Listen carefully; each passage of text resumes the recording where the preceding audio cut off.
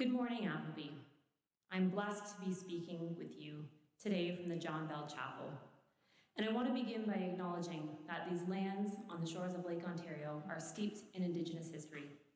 For thousands of years, it has been the traditional land of the Huron-Wendat, Haudenosaunee, and Anishinaabe peoples. Most recently, it has been part of the treaty lands of the territory of the Mississaugas of the Credit First Nation. I acknowledge and thank the Mississaugas of the First Credit Nation for being stewards of this traditional territory. This land I've been blessed to call home for the last 18 years. If I'm being honest here, I struggled with what to speak about today. Last week, in the wake of the graves of 215 Indigenous people, children were found in Kamloops, children who died alone after being forcibly removed from their families. And yesterday, we learned that 3 generations of a Muslim family in London was killed in one act of terrorism, and a 9-year-old boy lay in the hospital with his world torn apart.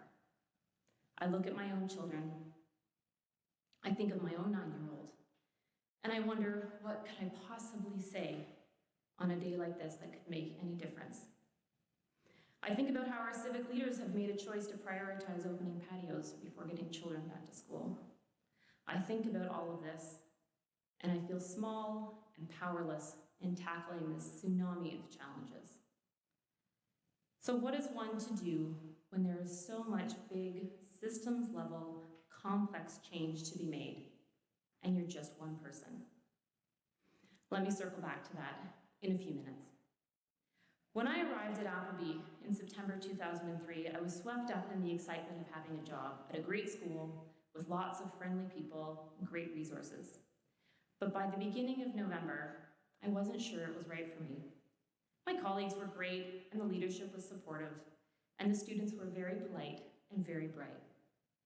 But on the surface, it seemed that everybody, teachers and students, were obsessed with marks. I had a student cry when I gave him back an essay with an 85. That's an A. I thought to myself, I went into teaching because I wanted to have a positive impact on the world. I was pretty sure that getting students to an A and thus helping them on their path of getting to McGill or Queen's or Princeton was the sort of impact that I would tire of pretty quickly. But like we are often prone to do as humans, I judged too quickly. I made assumptions. I was focused on the outcome, when, as we know, life is really about the journey. As winter rolled around, I got to know my students more. I learned about what made them tick. I listened as they asked quirky but thoughtful questions about the characters in the novels we read. I remember David Bibick, who was in my first grade 9 English class, asked me why Holden Caulfield, the main character in the novel The Catcher in the Rye, was so irritated with his parents. Why couldn't he just get along with them? And I realized that grade 9 was probably too young to teach that book. I promised David that if I taught him in grade 12, we'd reread it after he had a few years of being a teenager under his belt. I listened in awe as Evelyn Anthony, another student in that class, explained how the red balloon in a novel that we had been reading was symbolic of the character's fears and hopes and worries. And I thought to myself, holy, she should be up here teaching this class. By June of that year, I was sitting in the middle of a canoe, sandwiched between 2 grade 9s, Jason Green in front of me and Jamie McNichol at the back, listening to them tell the most ridiculous jokes, while every time they opened their mouths, they stopped paddling, and so it took us double the time to get where we were going.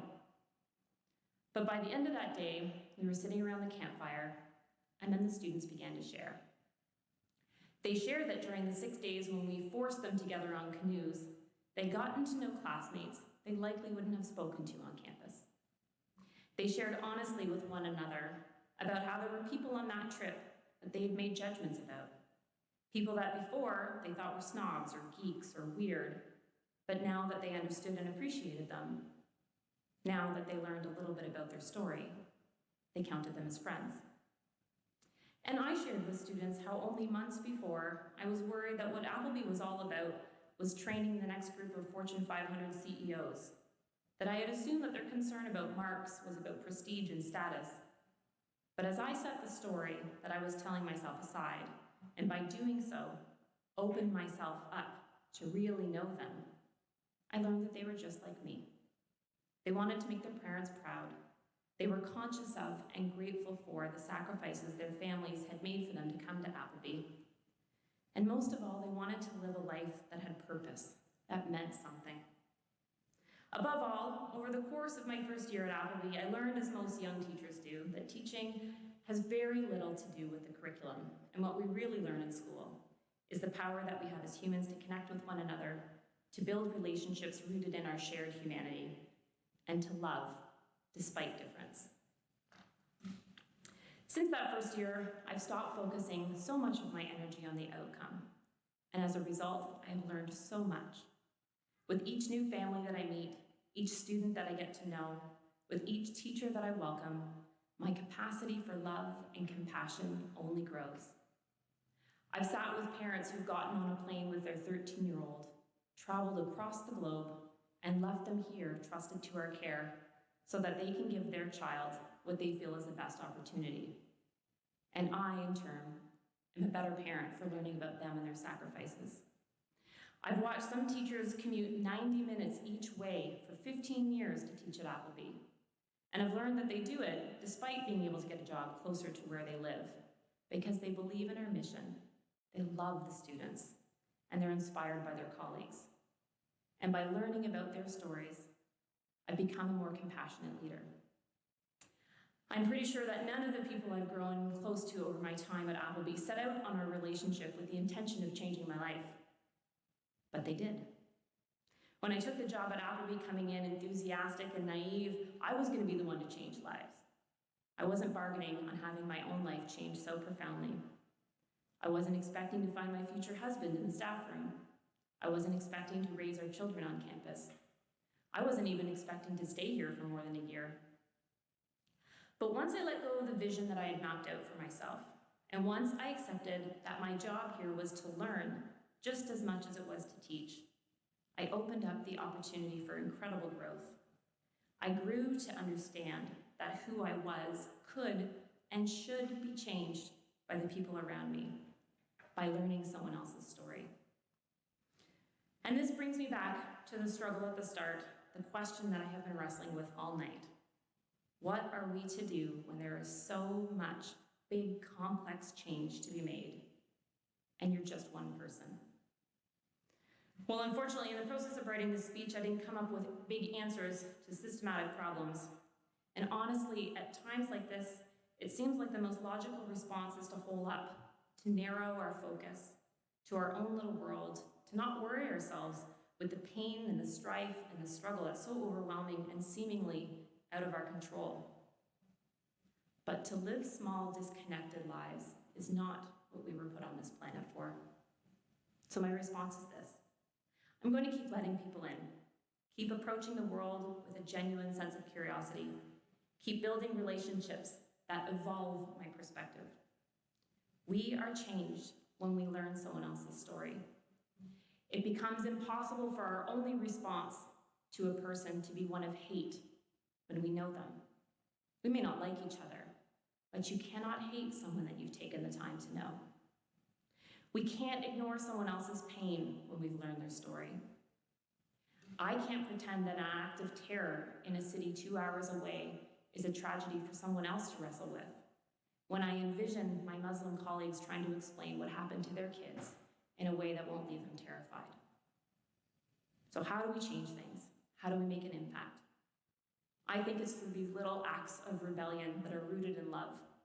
It's through acknowledging that with this great responsibility that comes from having a human mind, a mind that reasons, a brain that can learn, that changing our perspective and changing our mind is a sign of strength. Our ability to be changed, to ask for forgiveness, to learn, and to love, these are great gifts bestowed upon us.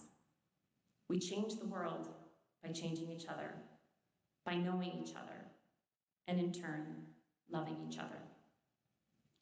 I'm going to close with a prayer of St. Francis, which is a prayer for peace.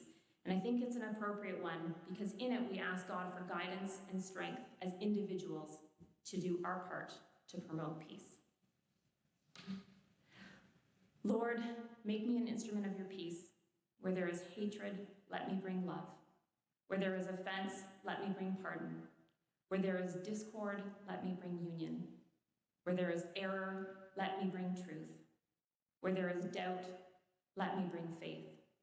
Where there is despair, let me bring hope. Where there is darkness, let me bring your light. Where there is sadness, let me bring joy. O God, let me not seek as much to be consoled as to console, to be understood as to understand, to be loved as to love. For it is in giving that one receives. It is in the self-forgetting that one finds. It is in pardoning that one is pardoned. It is in dying that one is raised to eternal life. Finally, I've asked Mr. Hijab, math teacher here at Appleby, if he was willing to come in today and lead us in a prayer for the family who were the victims of a senseless act of hate in London on Monday. And he so graciously changed his schedule to be here with me today. Thank you.